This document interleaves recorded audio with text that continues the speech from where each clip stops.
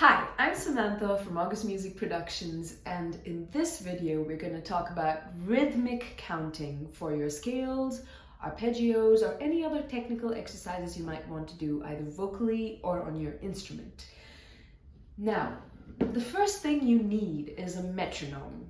Never practice your scales or your technical exercises without a metronome. I've got a wonderful app here. It's called Metronome Beats. You can look it up and download it. I'm just going to show you how I use it. So you have an option of choosing the number of beats you want per measure down here.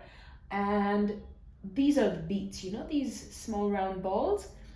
Now I want my first beat in the measure to sound different from the next 3 beats. So I press it till it becomes a red color, and then I've got the others in yellow. In case you don't want to hear a beat, you can always press the beat until the color goes off. In that case, you won't be hearing the beat. Okay? Now, when we start off, and even other ways, it's always nice to start slow. So I'm going to take a tempo or a speed of 60, and I want 1 click per beat. So I'm just going to show you what it sounds like.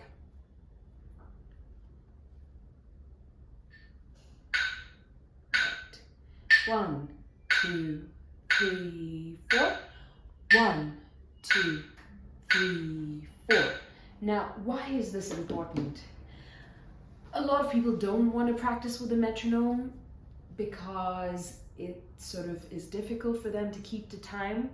But if you don't make this a practice from day one, it's going to be difficult to correct your incorrect rhythm later on. So I highly recommend that you always use a metronome when you are practicing your scales, your technical exercises, your pieces, everything. Because we might think that we sound good and our rhythm is great, but it's when we turn the metronome on that we understand the errors that we're making, and then we can effectively work to correct them.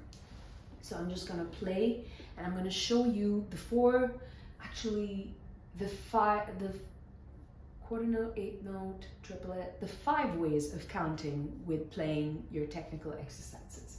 So the first way would be 1, 2, 3, 4. I'm going to play the C major scale on this. This is called counting as quarter notes.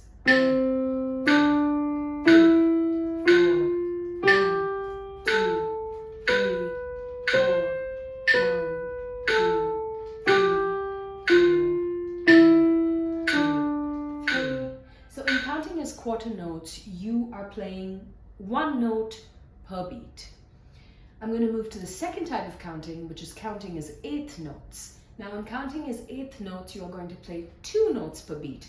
And just so that it fits into the time signature, I'm going to play 2 octaves, not 1. So I'm going to, instead of playing just 8 notes up and down, I'm going to play 16 notes, ascending and descending.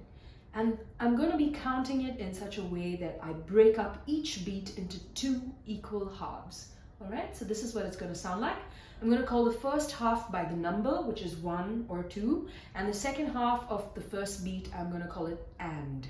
So it's going to sound something like this. 1 and 2 and 3 and 4 and. And the duration of 1 and is equal. Both halves are equal. All right, let's go ahead. 1 and 2 and 3 and 4 and 1 and 2 and 3 and 4 and.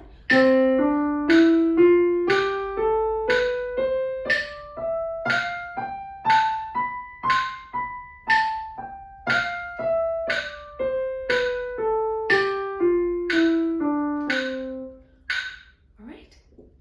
So that was counting as 8th notes. Now I'm going to move to the third type of counting, which is counting as triplets. So what I'm going to do here is I'm going to divide each beat into 3 equal halves, and it's going to sound like this. 1, 2, 3, 4. 1, 2, 3, 1, 2, 3, 1, 2, 3, 1, 2, 3. Back it up, back it up, back it up, back it up.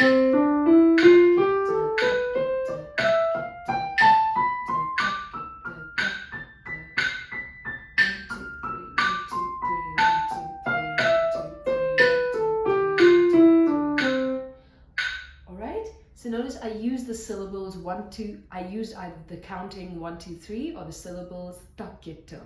You can choose to count it however you want, provided you make all the 3 subdivisions equal. So it has to be, I'm going to play it again.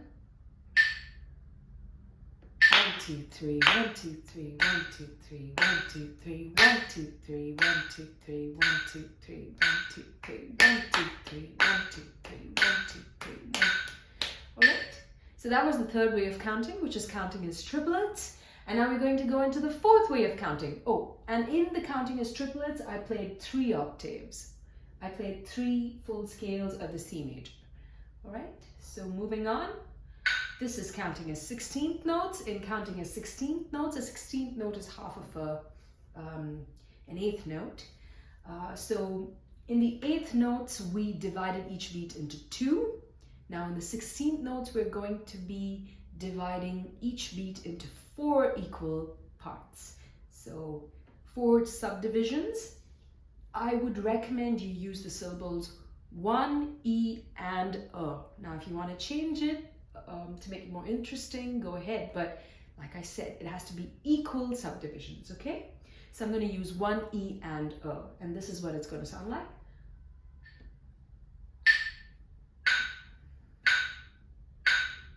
One, 2, 3, 4.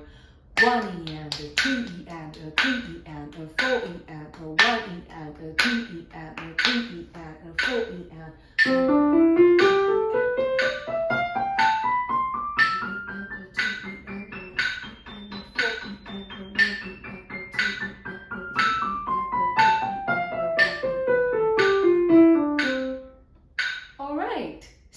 when I played this pattern, I played 4 octaves on the right hand just now on the piano so that it would fit into the time signature.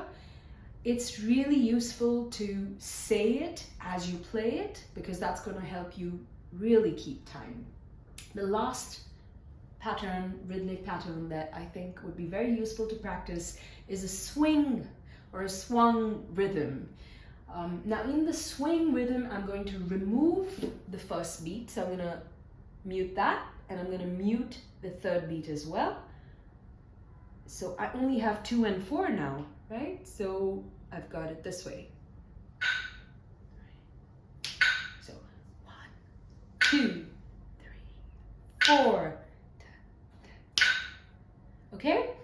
And this has got an interesting way of counting. So in the swung rhythm, you have the first part of the beat as a long count and the second as a short. So it's sort of like in your 8th notes counting, you would have counted it as 1 and 2 and 3 and 4 and equal subdivisions. In the swung rhythm, it's long, short, long, short, long, short, long, short. 1 and 2 and 3 and 4 and 2 and 3 and 4 but I've got the metronome with only 2 and 4 on to give me a more swing feel. So here it goes. I think we can do 2 octaves for this one. 2, 4.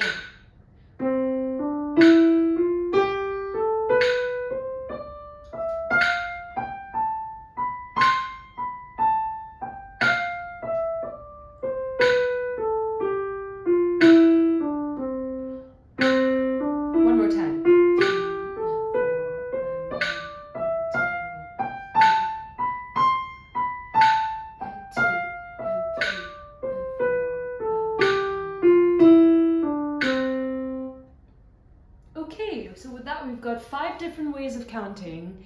If you're a pianist, you will have to practice these on both the right and the left hand separately and then together.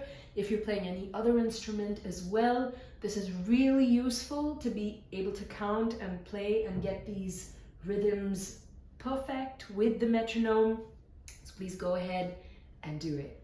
And enjoy your technical and your scale practice because this is crucial. It's so important to be doing a little bit of this every day to get better at technique so that you can play your songs better.